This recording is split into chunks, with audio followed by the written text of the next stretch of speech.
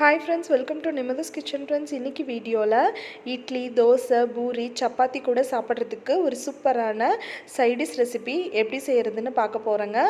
வீடியோக்குள்ளே போகிறதுக்கு முன்னாடி நம்ம சேனலை சப்ஸ்கிரைப் பண்ணாதவங்க சப்ஸ்கிரைப் பண்ணிக்கோங்க. இது செய்கிறதுக்கு நான் இன்றைக்கி 3 பழுத்த தக்காளி எடுத்திருக்கேங்க. நல்லா மீடியம் சைஸ் தக்காளி. அதில் வந்து இந்த மாதிரி கோடு போட்டுக்கோங்க, எக்ஸ் மாதிரி கோடு போட்டுக்கோங்க. பாருங்கள், 3 தக்காளி நான் எடுத்திருக்கேன். இது கூட 1 டம்ளர் அளவு தண்ணி சேர்த்துக்கலாம். டீ டம்ளரில் தண்ணி சேர்த்துட்டு குக்கர் மூடி போட்டு மூடி 3லேருந்து 4 விசில் விட்டு ஹை ஃப்ளேமில் எடுத்துக்கோங்க. பாருங்கள், இப்போ விசில் எல்லாம் போனதுக்கப்புறம் நம்ம ஓப்பன் பண்ணலாம். தக்காளி பாருங்கள் சூப்பராக வெந்து வந்திருக்கு. நல்லா பழுத்த தக்காளியாக எடுத்ததுனால நமக்கு வந்து நல்லாவே வெந்து வந்துருச்சு. இப்போது இதனோட தோலையெல்லாம் எடுத்துட்டு நம்ம அந்த உள்ளே இருக்கிற இந்த பழத்தை மட்டும் நம்ம சேர்த்துக்க போகிறோம். இதெல்லாம் ஆறுனதுக்கப்புறம் மிக்ஸி ஜாரில் சேர்த்து இதை அரைச்சி எடுத்துகிட்டு வந்துடலாம்.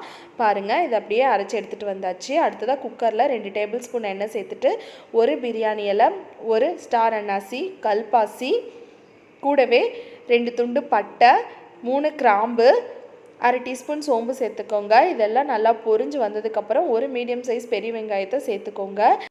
இந்த குருமாக்கு நம்ம வெறும் பச்சை மிளகாய் மட்டும்தான் காரத்துக்கு சேர்த்த போகிறோம். மிளகாய்த்தூள், மல்லித்தூள், கரம் மசாலா இதெல்லாம் எதுவுமே சேர்த்த போகிறதில்ல. அதனால் உங்கள் காரத்துக்கு தகுந்த மாதிரி பார்த்து சேர்த்துக்கோங்க.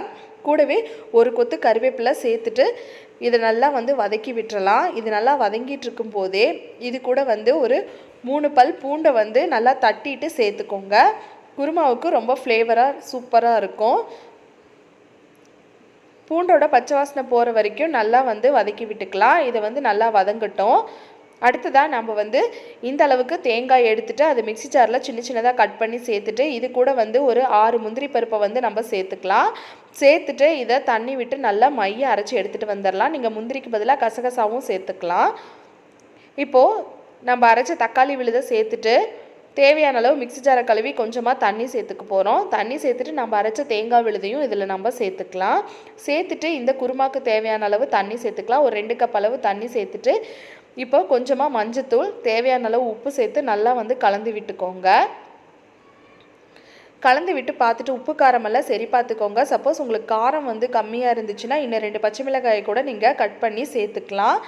நீங்கள் மிளகாய் தூளெல்லாம் எதுவும் சேர்த்த வேண்டியதில்லை. பாருங்கள், இப்போது சேர்த்திட்டு உப்பு வந்து கொஞ்சம் கம்மியாக இருக்குது, அதனால் சேர்த்திட்டு நல்லா கலந்து விட்டதுக்கப்புறமா குக்கர் மூடி போட்டு மூடி 2 விசில் மீடியம் ஃப்ளேமில் விட்டு எடுத்துக்கலாம்.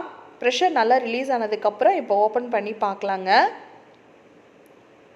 பாருங்கள், நம்மளோட குருமா வந்து சூப்பராக நல்லா எண்ணெய் பிரிஞ்சு சூப்பராக ரெடி ஆகிடுச்சு. பாருங்கள், இது வந்து இட்லி, தோசை, சப்பாத்தி, பூரியோடு சாப்பிட்றதுக்கெல்லாம் ரொம்பவுமே சூப்பராக இருக்குங்க. இதில் வந்து நம்ம பச்சை மிளகாய் மட்டும்தான் நம்ம சேர்த்துறோம், வேறு எதுவுமே நம்ம சேர்த்தலை. அதனால் டேஸ்ட்டும் வந்து ரொம்பவுமே டிஃப்ரெண்ட்டாக இருக்கும்.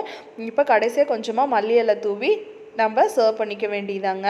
அவ்வளோதாங்க, இட்லி, தோசை கூட சாப்பிட்றதுக்கு சூப்பரான குருமா வந்து ரெடி ஆகிடுச்சுங்க. ஃப்ரெண்ட்ஸ், நீங்களும் இந்த குருமா ரெசிபியை ட்ரை பண்ணி பார்த்துட்டு எப்படி வந்துச்சுன்னு கமெண்ட்ஸில் சொல்லுங்கள். இந்த வீடியோ பிடிச்சிருந்தா மறக்காமல் நம்ம சேனலையும் சப்ஸ்கிரைப் பண்ணிக்கோங்க. தேங்க்யூ.